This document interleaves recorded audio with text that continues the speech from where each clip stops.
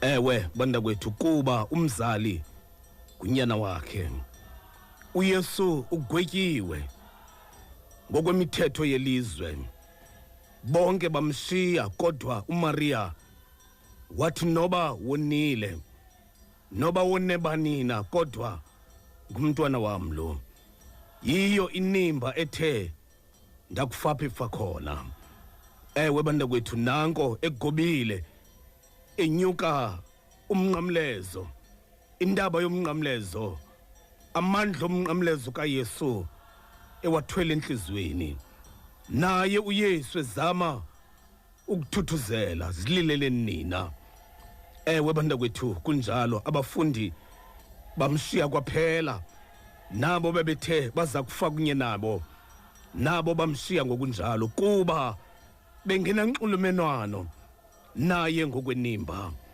uMaria wayingamthandi nje kuba engunyana wakhe uYesu, kodwa phaya kuYesu kwakukho uMaria, naphaya kuMaria kukho uYesu ngenxa yekhonkco lenimba, ubudlelwane banaphakade boxolo noxolelwaniso phakathi kwaba babini.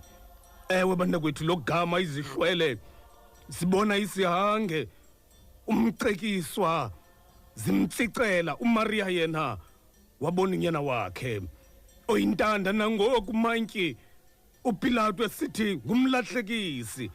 Ewe bantakwethu embetha. Ewe amandla enimba kaMaria awazange agungqe. Athi uIsaya uba umfazi akana kumlibala unyana wakhe, uThixo njengomzali. Ewe bantakwethu engunozala angabalibala njani nabakhe? Inguye nje onimba, ingunaphakade undikhoyo. Ewe bantakwethu inimba ngumxolelanisi, isuka ibe imvane bubini kanye ngohlobo lunye noThixo. Kaloku nguye owathi endaweni yokuvuma, ewe bantakwethu, zabalelwa kuyo izono zethu nezehlabathi. Bathi abonileyo baphuma betshaya ngenxa yamandla enimba. Inimba kaThixo edale uba isono somntu sincitshiswe sibe ngaphantsi kwakhe, ukuze uThixo ngokwakhe olula isandla kuboni.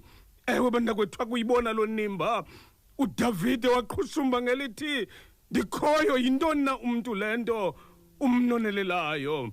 Ewe bantakwethu inimba kaThixo edale uba onile uPetros abuye ayokumlanda unyanga lemihla, amnika ithuba lesibini.